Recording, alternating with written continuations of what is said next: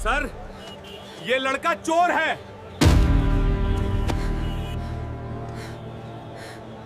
सर्दियों की सुबह है, पूरी तरह खुली नहीं थी।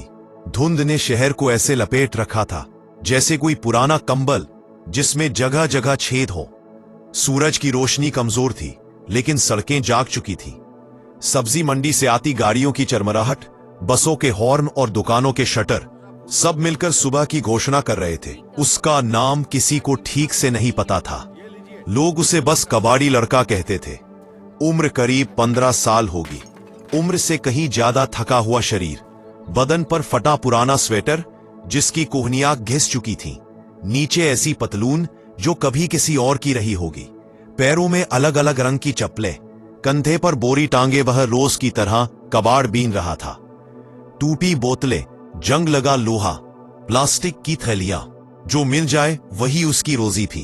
उसकी आंखें तेज थीं, जरूरत ने उसे जल्दी बड़ा कर दिया था। हर मोड़ जानता था, हर गली पहचानता था। कहां ज्यादा कबाड़ मिलेगा, कहां पुलिस डांटेगी, कहां कोई दुकानदार एक दिन पुरानी रोटी दे देगा, सब याद था उसे।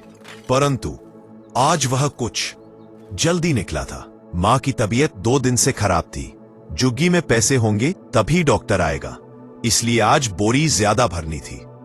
वह सड़क पार कर ही रहा था कि पीछे से कड़क आवाज आई, ए लड़के रुक। उसने पलटकर देखा।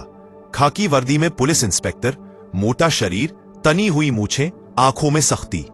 क्या है बोरी में? कबाड़ है साहब, लड़के ने धीमे से कहा। इंस्पेक्टर ने बोरी झटके से छीन ली। उलट पलट कर देखने लगा। प्लास्टिक, लोहा, कागज। कुछ देर तक कुछ नहीं मिला। तभी पास की एक दुकान से आवाज आई, साहब यही है। यही लड़का मोबाइल चुराकर भाग रहा था। ये लड़का चोर है। नहीं साहब, लड़का घबरा गया। मैंने कुछ नहीं किया। उसकी आवाज कांप रही थी, आंखों में डर था, गुस्सा नहीं। सवाल पूछने की आदत नहीं थी उसे, सहने की थी। थाने में कागज भरे गए। चोरी का केस, झूठा। अगले दिन पेशी थी। अमन को नहीं पता था कि ओट क्या होता है। उसे बस इतना पता था कि जहां पुलिस ले जाए वहां सिर झुकाकर चलना चाहिए। कोर्ट की इमारत उसके लिए किसी दूसरी दुनिया जैसी थी। ऊंची छतें, काले कोट, फाइलों के ढेर। उसे कटघरे के पास खड़ा कर दिया गया। नंगे पैरों के नीचे ठंडी फर्श महसूस हो रही थी। उसे नहीं पता था कि कुछ ही मिनटों में उसकी जिंदगी की सबसे बड़ी सच्चाई उसके सामने खड़ी होने वाली है। कोर्ट रूम में हलचल थी।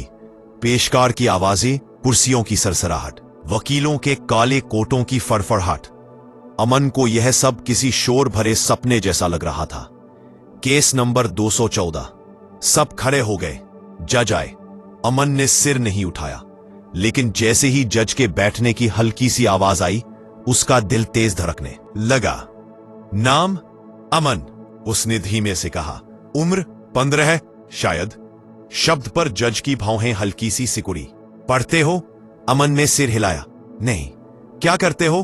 कबाड़ बीनता हूं। कोर्ट रूम में हल्की सरगोशी हुई। जज ने फाइल खोली और इंस्पेक्टर की ओर देखा। इल्जाम? माय लॉर्ड, अभियुक्त ने एक दुकानदार का मोबाइल फोन चुराया है। तुमने मोबाइल चुराया? अमन की आंखें भर आईं। नहीं। बरामदगी हुई? इंस्पेक्टर एक पल रुका। नहीं, लेकिन परिस्थितियां। बरामदगी नहीं है, सीसीटीवी नहीं है, शिकायतकर्ता मौजूद नहीं है। जज बोले, तो एफआईआर किस आधार पर? इंस्पेक्टर बोला, बच्चा संदिग्ध हालत में था। जज ने दोहराया, क्या गरीबी अब अपराध का संकेत बन चुकी है? कोर्ट रूम झुक गया। तुम्हारी मां जुग्गी में रहती है, बीमार है। जज ने आंखें बंद की, फिर बोले, इंस्पेक्टर, क्या आपने बाल कल्याण समिति को सूचना दी? इंस्पेक्टर चुप। यही पहली बार था जब अमन ने किसी बड़े आदमी को अपने लिए बोलते सुना। तुम्हें तुम्हारे अधिकार बताए गए? अमन ने सिर हिलाया। नहीं। इंस्पेक्टर, आप बाहर प्रतीक्षा करें। कोर्ट रूम में सन्नाटा था। तुम्हारा पूरा नाम? अमन कुमार। मां का नाम? सीमा। यह नाम सुनते ही जज की सांस अटक गई। कुछ देर बाद दरवाजा खुला। एक दुबली पतली औरत अंदर आई। अमन। जज खड़े हो गए। सीमा? उन्होंने बहुत धीमे से कहा। मैं हूं। अब कोई शक नहीं बचा था। जज ने फैसला सुनाया, अमन निर्दोष है। पुलिस इंस्पेक्टर को निलंबित किया जाता है। कोर्ट में ताली नहीं बजी। यह जीत नहीं थी, चेतावनी थी। उस दिन अमन घर गया, पहली बार बिना डर के। कुछ महीने बाद वह स्कूल जाने लगा। उसने एक निबंध लिखा, न्याय क्या होता है। उसने लिखा, न्याय तब होता है जब कोई आपकी बात सुने, जब आपको पहले अपराधी ना माने और जब आपको दूसरा मौका मिले। शहर में लोग आज भी यह कहानी बताते हैं, एक बच्चे की, एक अदालत की और एक पिता की जो देर से सही लेकिन लौट आया। अगर आपको यह कहानी अच्छी लगी हो, वीडियो को लाइक करें। ऐसी और सच्ची भावुक कहानियों के लिए चैनल को सब्सक्राइब करें और इसे उन लोगों के साथ शेयर करें जिन्हें यह कहानी छू सकती है।